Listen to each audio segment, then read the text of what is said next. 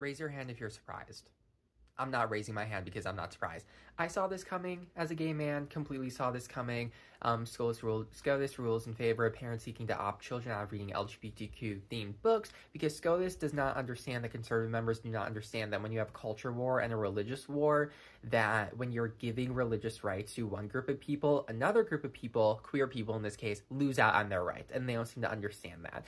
But I saw this coming. What irks me most about this case is the minority versus minority of it all. You might expect it to be just white Christian nationalist parents, but it wasn't that. It was, well, it's blocked off, but it was Christian, Muslim, and Jewish parents who brought this case to the Supreme Court. It was mainly championed by Moms for Liberty or whatever that group is, but it included all three of those groups. I was raised Jewish, hashtag Free Palestine. I'm not surprised by that because there's still a lot of conservatism in those three religions. They come from the same place, from the Middle East. Very interesting and ironic how a Middle Eastern religion like Christianity turned into this big white people thing.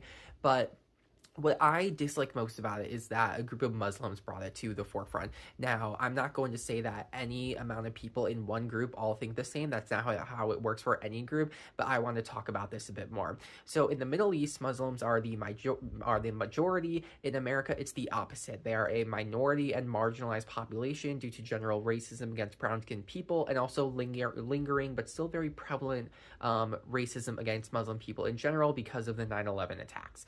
So I remember in AP World History, we talked a lot about Islam, quite a bit about Islam, and that makes sense because it's a major world religion. It makes sense to talk about its impact on major world history, but I can imagine a group of white Christian parents being like, I don't want my children learning about that. They're a bunch of terrorists, and that wouldn't feel too good, would it? So I don't like it, and I also have personal experiences with this because I had a Muslim friend in high school where me, another guy and her were on the debate team together. We were a good trio, and she was Muslim, and she never had a problem with gay people. Me and that other guy were both gay.